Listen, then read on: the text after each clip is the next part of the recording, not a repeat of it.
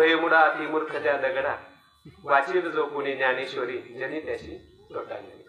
म्हणजे आपल्याला ज्ञानेश्वरी पाहिली तरी पण अधिकार पण नसतो. म्हणजे सर्व आपला अधिकारानुसार त्या ठिकाणी भगवंताला दया आली आणि भगवंतानी माऊलींच्या रूपाने या ठिकाणी सर्वांपर्यंत वेदाचं जे ज्ञान आहे, उपनिषदाचं जे ज्ञान आहे, शास्त्राचं जे ज्ञान आहे, हे ज्ञान पोहोचलं पाहिजे. प्रत्येकाला त्या ज्ञानाचा आनंद मिळाला पाहिजे. नवे नवे त्या ज्ञानाने कृतकृत्य झालं पाहिजे. म्हणून माऊलींनी या ठिकाणी हे संपूर्ण ज्ञानेश्वरी आपल्यासाठी,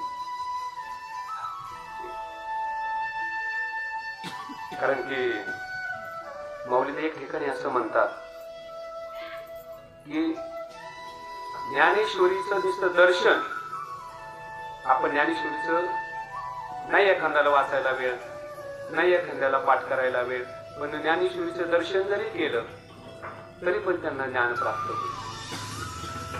हा ज्ञानेश्वरीचा अधिकार आहे. मग अशा ज्ञानेश्वरीची जी आज आपण ओवी निवडलेली आहे, तर ह्या ओवीमध्ये किंवा हे ज्ञान प्राप्तीचं जे आपल्या जे प्रमुख आहे, आपलं ज्ञान कोण देतं,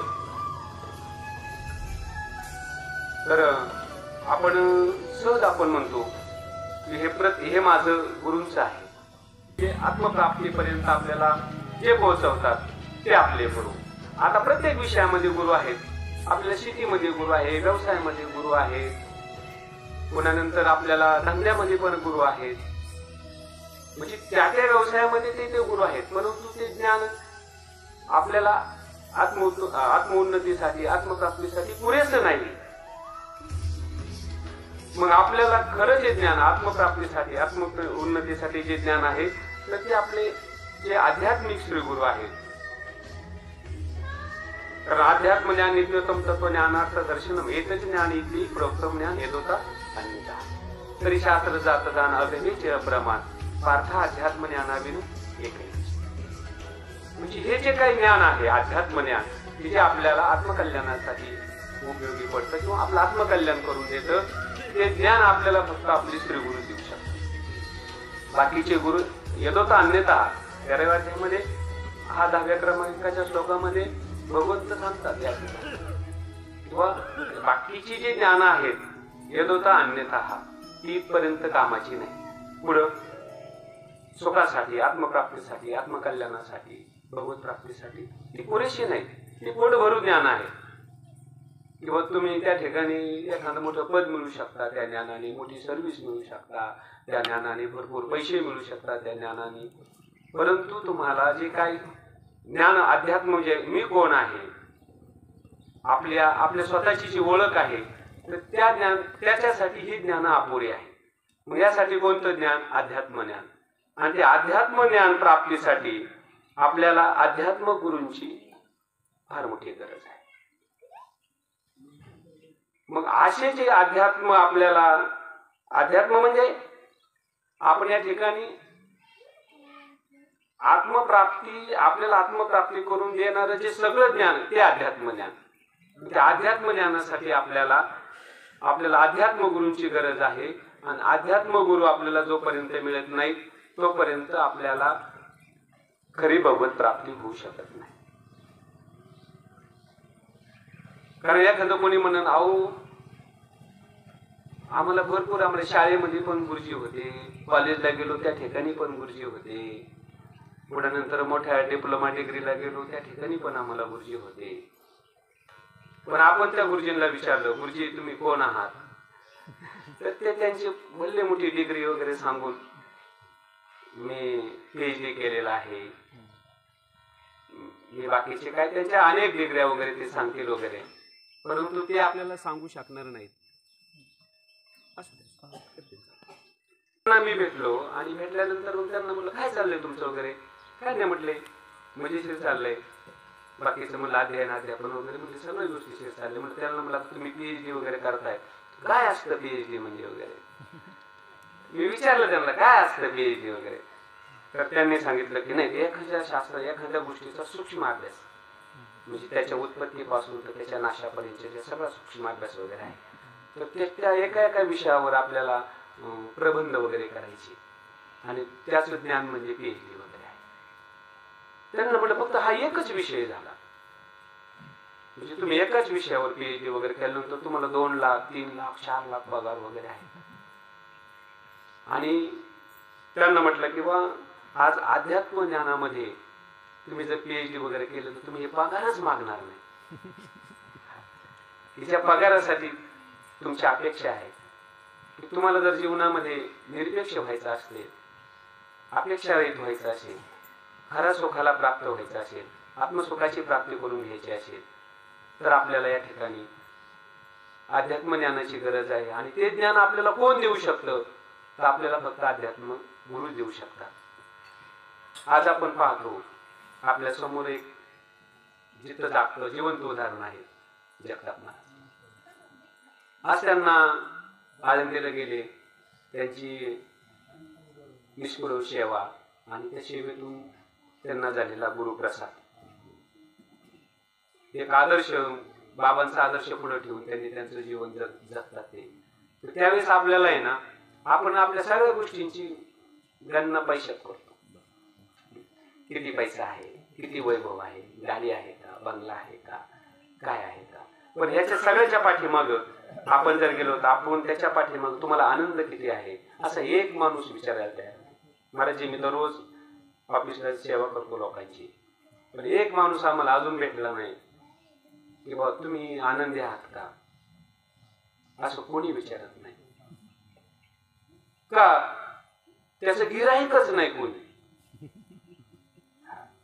त्या आनंदाचं सुखाचं गिऱ्हाईकच कोणी नाही. आणि मग प्रत्येक जण माणूस काय करतोय की ज्या दुःखाच्या गोष्टी आहेत ना त्या जमा करण्यामध्ये भरपूर प्रयत्न करतोय. परंतु फक्त श्रीगुरूच एक असे आहेत ते आपल्याला त्या दुःखापासून वेगळं करून आनंदाच्या राशीवर बसवणारे आहे. मग असे जे श्रीगुरु आहेत तर ते माझे श्रीगुरु कसे आहेत? आपण या ठिकाणी आता ओळीमध्ये प्रवेश केला, आपलं प्रास्ताविक संपलं की आपल्याला किंवा अध्यात्म गुरु हे कशासाठी आवश्यक आहेत. कारण काय होतं एखाद्या विषयाचा प्रास्ताविक करताना की आपल्याला तो विषय समजण्यासाठी अनावश्यक गोष्टी, आपण काय व्यवहार अनावश्यक सांगितला, आत्मप्राप्ती आवश्यक सांगितली. मग हा व्यवहार अनावश्यक आहे, याची प्राप्ती करून द्यायला आपल्याला भरपूर गुरु आहेत. परंतु आपल्याला खऱ्या सुखाच्या प्राप्तीसाठी कोणीही पुढे यायला तयार नाही. त्याच्यासाठी आपल्याला जे आध्यात्मिक गुरु आहेत, आध्यात्मिक गुरुच या ठिकाणी पुढे येतात आणि आपल्याला खऱ्या सुखाची प्राप्ती करून देतात. खरं सुख म्हणजे काय आहे? आता आपण बाकीचा वेदांत सांगायला गेलं तर सुखाच्या आणखी व्याख्या आहेत. म्हणजे काही आतून बाहेर येतं, काही बाहेरून आतमध्ये जातं. म्हणजे एखादी गोष्ट आहे किंवा ती बाहेरून आतमध्ये येते म्हणजे सुख प्राप्तीसाठी. काही गोष्टी अशा आहेत की त्या आतून बाहेर जातात सुख प्राप्तीसाठी. परंतु हा सूक्ष्म अभ्यास आहे. याचा विचार करण्यासाठी सर्वसामान्य आपल्या ठिकाणी आपल्याला प्रवचन करायचं म्हटल्यानंतर आपण जर सगळं त्या प्रक्रिया सांगितल्या, सुख म्हणजे काय, दुःख म्हणजे काय, सुख प्राप्तीसाठी तुम्हाला कोणत्या अनुकूल प्रतिकूल गोष्टींची आवश्यकता आहे, हे जर सगळं सांगितलं, बाकीचे म्हणते हे काय सांगायला लागले प्रवचन वगैरे. आपण एवढं सांगायचं की आपल्याला हे प्राप्त करण्यासाठी आपण कोणाकडे जावं लागेल, तर ज्यांनी आपलं संपूर्ण जीवन सुखप्राप्तीसाठी सुख अनुभवासाठी समर्पित वगैरे केलेलं आहे, अशा सद्गुरूंकडेच आपल्याला जावं लागेल. त्याच्याशिवाय आपल्याला खरं सुख मिळणार नाही. महाराज मला सुद्धा पहिले ना असं वाटायचं की बाबा भजनात बसल्यानंतर आहे ना चांगल्या चाली असलं तर आज लय सुंदर भजन झालं बरं का, किंवा नंतर कीर्तनात प्रवचनामध्ये काही विनोद वगैरे घडले, आज फार प्रवचन सुंदर वगैरे झालं बरं का. कीर्तनामध्ये सुद्धा आहे ना काही विनोद काही गोष्टी सांगितल्या, आज फार कीर्तन चांगलं झालं. परंतु आपल्याला प्रवचनकार कीर्तनकार भजनामध्ये आपल्याला असा आनंद मिळाला पाहिजे, माझ्यातील दोष कशाने जातील, ते दोष कशामुळे मला दिसतील, ते दोष कशामुळे येतात, आणि हे सांगणार कोण भेटेल सांगेसा, देव कृपा करील काय, काय लाज राखेल, असं वाटलं पाहिजे. ते सांगण्यासाठी, असं वाटण्यासाठी आपल्याला काय करावं लागणार? आपल्याला ग्रंथ सेवा करावं लागणार आहे, श्रीगुरूंची सेवा करावं लागणार आहे. मग अपेक्षित आपले सांगाती पुसल्याचे अंतकरण बदले संकल्पना आहे. म्हणजे मग आपल्याला जे काय अपेक्षित वगैरे आहे तर त्या ठिकाणी ते सांगतील की त्याच्या अगोदरचे वय आपल्या सेवेसाठी आहेत. आपण आता अधिकारच नाही तर सांगायचंच कशा. तनु म्हणू जे विचारणाशी लागावे अगरवता करावी असे सगळं म्हणजे तो आपला अधिकार नाही. पण काय होतं कधी कधी आहे ना काही काही आपल्याला जशा पद्धतीचं जे काही भावतं. मी तर कधी कधी प्रवचन तर असंच म्हणतो किंवा आपल्याला जे जे काही साध्य होते जे जे काही आपल्यासाठी योग्य वगैरे आहे तुम्ही तेवढं सांगा, काही अडचण नाही. आता उदाहरणार्थ तपाचं मी जर बोलायला वगैरे लागलो, मी जर पाठ करून तपाची व्याख्या सांगितलं तर माझ्याकडे कोणतं काही एक वाचिक मानसिक कोणचंच तप नाही. आणि मी जर तपाचं सुंदर असं व्याख्यान वगैरे जर दिलं व्याख्यानमधलं ऐकायला गोड लागेल पण प्रभाव शून्य असेल. मग आता मी काही सांगितलं पाहिजे किंवा व्यवहार आणि अध्यात्म बर का याची सांगड कशी घातली प्राथमिक अवस्था आहे. आता पहा आपण सगळे व्यावहारिक मंडळी आहोत. शेतीचा व्यवहार करतो, सर्व्हिसचा व्यवहार करतो, बाकीचा इतर वाणिज्य व्यवहार काय असेल ते पण करतोय आपण वगैरे. मग तो व्यवहार आपला परमार्थ कसा झाला पाहिजे, हा व्यवहार आपला परमार्थ कसा झाला पाहिजे एवढं जरी आपल्याला कळालं, आपल्याला ह्या 7 दिवसाच्या पर्व काळामध्ये एवढं जरी आपल्याला कळालं तर निश्चितच आपण आपल्या मुलांवर, आपल्या कुटुंबावर किंवा नंतर आपल्या परिसरावर एक वेगळ्या पद्धतीचं एक अध्यात्म छाप ठेवू शकतो.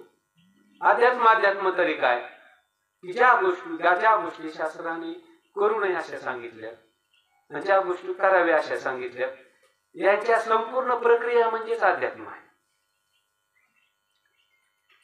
आपल्याकडे जे काही कर्म आहेत हे कर्म सर्व शास्त्रविहित असावे. शास्त्राने जे निषिद्ध सांगितले त्याचा त्याग असावा. सगळा अभ्यास करून आपल्याला कुठे यायचे, पुन्हा आपल्याला कर्माकडे यायचे. मग आपण सर्वांनी हे चिंतन करून, ऐकून, मनन करून, थोडा मोठ्यांच्या संगतीमध्ये राहून आपण जे काही करतोय. आता उदाहरणार्थ असं मी गेलो ऑफिसला आणि मी म्हटलो साहेब आले बा काउंटरला, तर मी बोलता बोलता म्हणलो सत्यम ब्रवीत प्रियम ब्रवीत किंवा सत्य बोला, प्रिय बोला. आणि मी त्यांना खोटी माहिती सांगितलीच नाव तिथं काउंटरला उभा असता किती माझा प्रभाव पडेल नाही म्हणणार, ते हवेत विरून जाईल का ते सत्य नाही.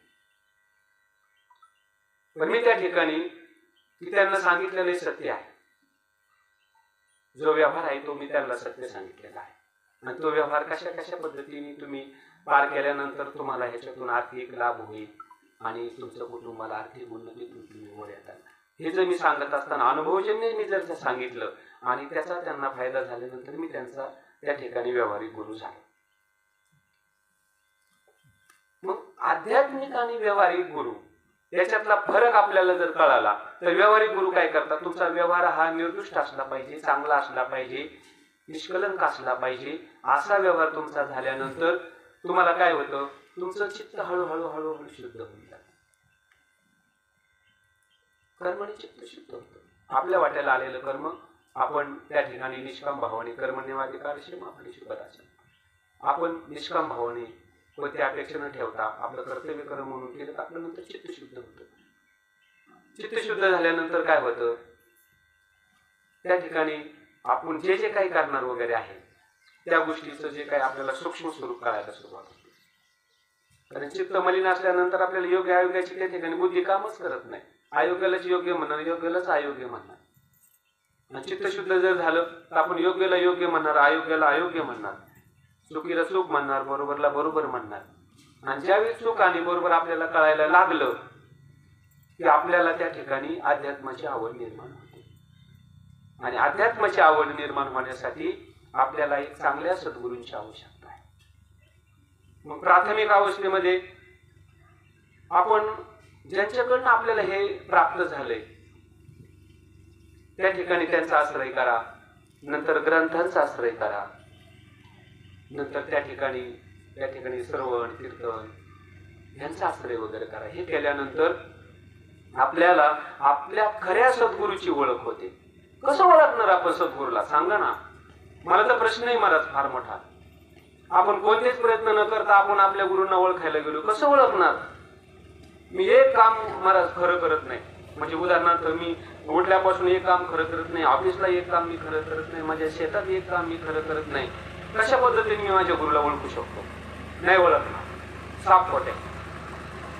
फक्त हे माझे गुरु, हे माझे गुरु, हे माझे शिष्य, हे माझे शिष्य. कशी पद्धत आहे? म्हणजे आपल्याला आपले गुरु ओळखायचे. आता मला ते सांगायचे का माऊली गुरूंचं वर्णन करतात, पण गुरूंचं वर्णन करत असताना माऊली स्वतः तशा पद्धतीची आहे. अरे या ठिकाणी ज्यांची स्तुती करायची ते दादा आहेत आणि जे स्तुती करणारे हे माऊली आहे. तुम्ही सांगा ना, दादांची स्तुती माऊलींना करायची, आता ती किती निर्दुष्ट असली पाहिजे, किती त्याच्याबद्दल अभ्यासपूर्वक ती स्तुती असली पाहिजे, त्याविषयी हे चिंतन आहे. म्हणून आपण आपल्याला आपले सद्गुरू शोधायचे. मग सद्गुरू शोधताना आपण काय केले पाहिजे? अहो मी थोडस विवेकानंद स्वामींचं चरित्र वगैरे चिंतन करत होतो. त्यावेळेस त्यांचे गुरु रामकृष्ण परमहंस ते स्वामी विवेकानंदाला म्हणायचे की तुम्हाला गुरु करायचं आहे ना, तुम्हाला गुरु पाहिजे ना, गुरु करायचं आहे ना.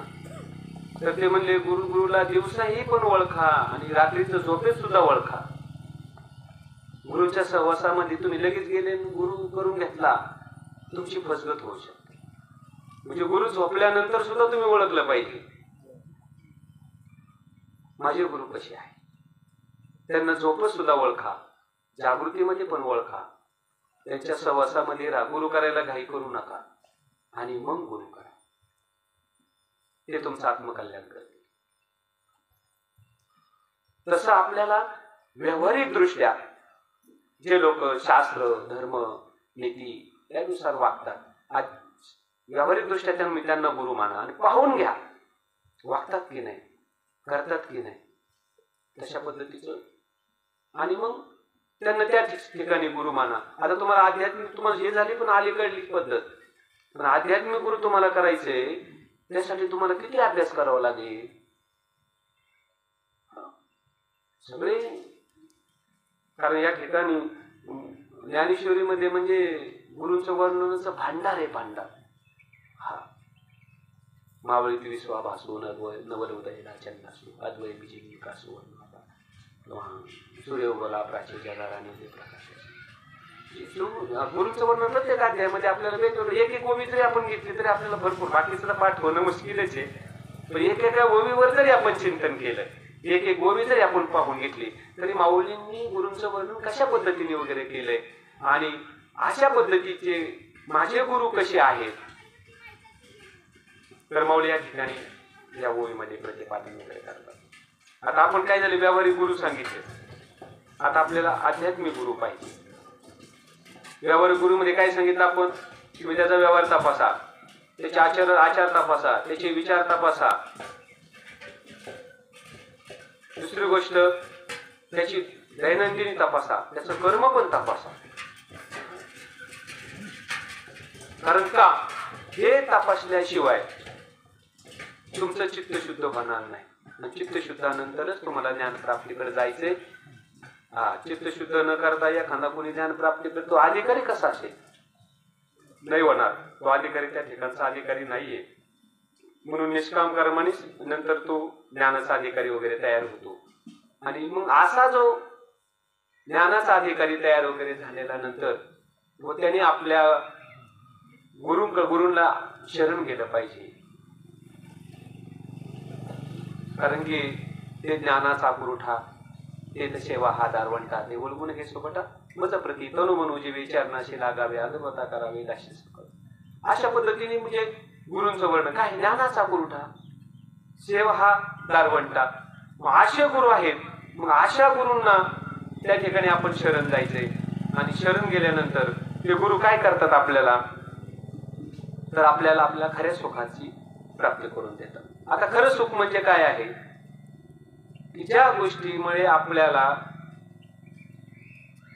म्हणजे आता आपण सरळ सरळ व्याख्या अशी करू शकतो, भरपूर व्याख्या आहे त्या ठिकाणी सुखाची, की ज्या गोष्टी आपल्याला परम कल्याणासाठी तिथपर्यंत पुरेशा नाही, ते सगळं बाकीचं दुःख आहे. आणि ज्या गोष्टी आपल्याला परम कल्याणापर्यंत घेऊन पोहोचवतात ते सुख आहे. आता परम कल्याण हे व्याख्या कशी लावायची आपण? पर म्हणजे श्रेष्ठ, म्हणजे परम तत्व, परश्रेष्ठ तत्व, की जे तत्व असं आहे की ज्या ठिकाणी ते नाश पावत नाही. बाकीच्या सगळ्या अलीकडच्या सगळ्या गोष्टी नाशवा नाहीत, काही जमा करा. ज्या ज्या गोष्टी आपल्याला नाश पावतात त्या आपल्याला दुःख देतात, ज्या गोष्टी नाश पावत नाहीत ते आपल्याला सुख प्राप्त करून देतात. मग अविनाशी काय? एक परमात्माच आहे, एक आत्मतत्वच अविनाशी आहे. अशा तत्वाची ओळख करून देणारे कोण आहेत? तर श्री गुरु आहेत. असे गुरु आहेत तर त्या गुरूंची ओळख आपल्याला झाली पाहिजे. आणि ती ओळख झाल्यानंतर ते गुरु आपल्याला काय करतात? तर आपल्याला परम कल्याणाला प्राप्त करून देतात. तर अशा गुरूंची लक्षणं कशी आहेत माऊली वर्णन करतात. माऊली म्हणतात की जय जय वो शुद्धे उदार प्रसिद्धे अनवरत आनंदे वर्षते. माझे गुरु शुद्ध आहे, शुद्ध आहेत माझे गुरु. मग आता आपण शुद्ध या शब्दाची व्याख्या आपण कशी लावू? आपला जसा अभ्यास असेल तशी. शुद्ध शब्दाची आपण व्याख्या कशी लावू शकतो? महाराज आता महाराजांचं सर्व शास्त्र तयार वगैरे आहे, मग ती शास्त्रानुसार सगळे व्याख्या लावतात. आपण शुद्धची व्याख्या कशी लावणार? कपडे स्वच्छ आहे, अंगाला बॉडी लोशन वगैरे लावलेलं आहे, सुंदर पद्धतीची वेशभूषा वगैरे आहे, आणि पुढं अंगाला मळ नाही, काय नाही. आपण फार शुद्ध माणूस बरं करतो.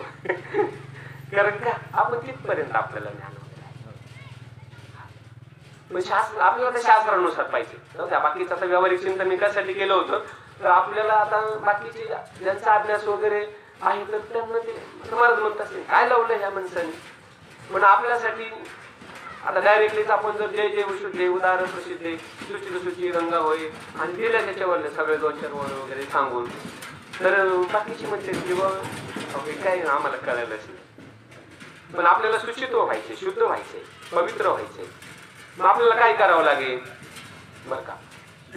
तर मग आता शास्त्रानुसार आपण आपल्या बाकीच्या हे झाले, मग आपल्या चांगल्या कर्माने आपलं चित्त शुद्ध होतं, आपली पवित्रता प्राप्त होते, आपण ज्ञानाच्या अधिकारी होतो. आता आपल्याला आध्यात्मिक शुद्धी करायची. आध्यात्मिक शुद्धी कशी असली, कशी करायची आध्यात्मिक शुद्धी आपल्याला? तर आध्यात्मिक शुद्धीसाठी तर आपल्याला पवित्र गोष्टी सांगितल्या. काय पवित्र आहे?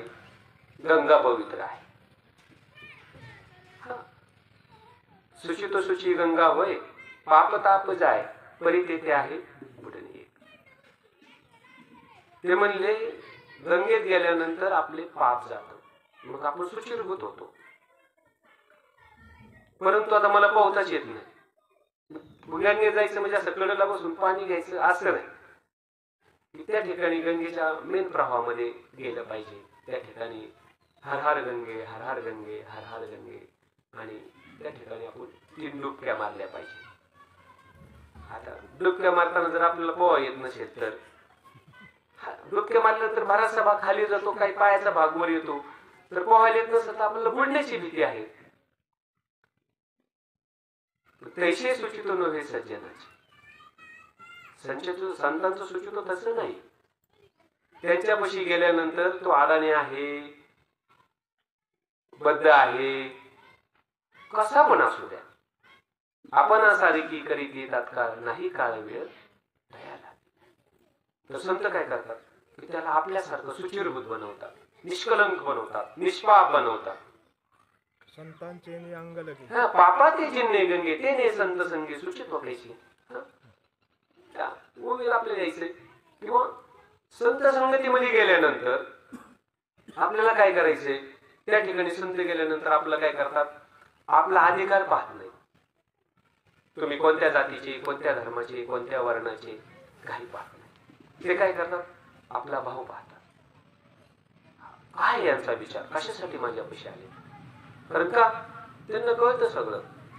म्हणजे काही लक्षणं अशी असतात की ते पाहिल्यावर पण कळतात, काही सहवासानंतर कर्माने क्रियाने कळतात, काही पाहिल्याबरोबर कळतात, काही अनुभवला आल्या पण कळतात, अनेक प्रकारचे वगैरे.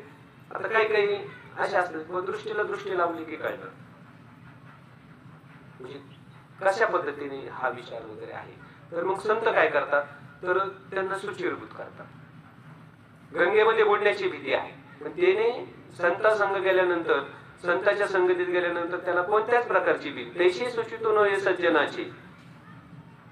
सज्जनाचं सुचितो तसं नाही. ते काय करतात, तुम्ही खटनटे यावे शुद्ध होऊन जावे, दौंडी पिटवी भावे चोखा मिळा. खट नट कसे पण या, पण तिथे गेल्यानंतर ते शुद्धच होतात. काय करतात संत, काय करतात, त्यांना संत त्या ठिकाणी त्यांना नित्य अनित्य, सत्य असत्य, शाश्वत अशाश्वत अशा सर्व ज्ञानाची प्राप्ती करून देतात. संत हे ज्ञानाचे भांडार आहे. काय आहे संत? संत म्हणजे काय? संत म्हणजे ज्ञान, ज्ञान स्वरूपता म्हणजे संत आहे. संत काय करतात, त्यांच्या सर्व अज्ञानाने दुःखी, त्यांना दुःख कशामुळे आलेलं असतं? अज्ञानामुळे. ते सर्व अज्ञान त्यांच्या बाजूला काढतात आणि त्यांना सुखरूप करतात. असे संत शुद्ध आहेत. तर माऊली वर्णन करतात, तर माझे सद्गुरू कसे आहेत, तर जय जय ओ शुद्धी. ते असे शुद्ध आहेत. आध्यात्मिक शुद्धी सांगितले त्या ठिकाणी. गुरूंचं वर्णन करता या ठिकाणी माऊलींनी आध्यात्मिक शुद्धी पुढे आहेत त्या ओव्या, सगळ्या ह्याच अध्यायामध्ये ओव्या आहेत त्या. आध्यात्मिक शुद्धी सांगितली किंवा असे माझे सद्गुरू आहेत, तर ते मला अशा पद्धतीने निष्कलंक, निष्पाप, निराभिमानी, निरहंकारी असे बनवतात. असे माझे सद्गुरू आहेत. तर ते कसे आहेत? एवढे शुद्ध आहे. दुसरं विशेषण ते देतात ओवीच्या याच्यामध्ये, दुसऱ्या याच्यामध्ये, उदार प्रश्न. माझे सद्गुरू कसे आहेत? उदार आहे. आता उदारामध्ये व्याख्या करताना आपण करू शकतो, गावात मी 1 लाख रुपये वर्गणी दिली, ते पण माईकवर नाव घेतलं तर त्याला बरं वाटतं. उदारता. दुसरी गोष्ट आणखी काय, मी अशा अशा पद्धतीचा परोपकार केला, मी अशा अशा पद्धतीचं दान केलं, तर ही उदारता संतांची नाही. ते म्हणतात ठीक आहे, व्यावहारिक दृष्ट्या तुमच्या आत्मकल्पना, तुम्हाला चित्तशुद्धीसाठी, पुण्यप्राप्तीसाठी दान श्रेष्ठच आहे, परंतु संतांची उदारता वेगळी आहे. संत उदार उदार भरले अनंत भांडार. संत कसे आहेत? उदार आहे. द्या महाराज उदाराची ओवी. उदारांची ओवी द्या. संतता मेघ उदार परी ओसरे. मेघ उदार परी ओसरे ती पण आहे. कारण काय होतं, बाकीच्या सगळ्या गोष्टी त्या संपतात, परंतु ज्ञान अशी एक वस्तू आहे ती कधी संपत नाही. बाकीच्या गोष्टी दिल्या, एखाद्याला 10 वेळचं जेवण दिलं, एखाद्याने गाडी दिली, एखाद्याने 1-2 लाख रुपये दिले, किती दिवस पुरणार आहे? लय दिलं तरी एखाद्याला ह्या जन्मापुरतं, पुढच्या जन्माचं काय? या संताचेही देणे कल्पतरू हुनी तुने. कल्पतरू पाहिजे तेवढ्या पद्धतीची जी इच्छा तुम्ही केल्यानंतर ते कल्पतरू तुम्हाला देई इच्छेल्या अर्थात. कल्पतरू काय करतो, तुम्ही जे जे काही इच्छा करतात ते तुम्हाला प्राप्त वगैरे करून देणार, परंतु तुमची इच्छा थांबवणार नाही. कल्पतरू काय करत, तुम्हाला देई इच्छेल्या अर्थात. तुम्ही जे जी इच्छा करता ती कल्पतरू तुम्हाला देऊ शकणार, परंतु तुमची इच्छा थांबवणार नाही कल्पतरू. पण सद्गुरू काय करतात, तुमची इच्छाच थांबवून टाकतात, तुम्हाला निरीच्छ बनवतात. आणि म्हणून माझे सद्गुरू कसे आहेत? उदार आहेत. तर कशासाठी? तर ज्ञानप्राप्तीसाठी, निरीच्छ बनवण्यासाठी माझे सद्गुरू उदार आहेत. असे माझे सद्गुरू आहेत. विशेषण मौलीने आपल्या सद्गुरूंसाठी तर 3च विशेषण वापरलेत, पण अशी विशेषण आपल्याकडे कोणाकडेच नाही सापडणार. आणि म्हणून वानावे ऐकावे त्याची सदा. संत चरित्र हे कशासाठी ऐकायचं असतं, कशासाठी वर्णन करायचं असतं, कशासाठी संत चरित्राचा या ठिकाणी दाखवला घ्यायचा असता. कव्हर पण ही ओवी दररोज म्हटली, दररोज ह्याच्यावर अशी चिंतन वगैरे जरी केली ना, तरी ह्यातली गोडी वाढणार, माधुर्य वाढणार. आता मी एक वेळा ह्या ओवीवर चिंतन वगैरे केलेले, फक्त एकच वेळा, आणि आज काय पाहिलंच नव्हतं. पण म्हटलं चला पण आज महाराज पुढे बसलेले आहेत, बाबा आहेत, अण्णा आहेत, तर एक विशेष रूपाने काही त्यातलं एक नवीन पैलू वगैरे पुढे येतात. प्रत्येकाच्या ह्यानुसार वगैरे आपल्याला जाणवतं ते कशा पद्धतीचं. कारण की वक्तात वक्ता नव्हे श्रोते वेळ. कारण की याचे श्रोत्याची भूक हे वक्त्याचं अवधान असतं. श्रोत्याला लागलेली भूक हे वक्त्याचं अवधान असतं. त्याला काय भूक लागली तो पाहून वक्ता त्या ठिकाणी आपला विषय मांडत असतो, प्रतिपादन वगैरे करत असतो. या ठिकाणी महाराजांचं जीवन म्हणजे श्रीगुरूविषयी फार आदर्श वगैरे आहे. वैकर बाबांविषयी त्यांनी नुसतं ऐकलं तरी पण त्यांना त्या ठिकाणी आनंदाचं वगैरे भरता येईल.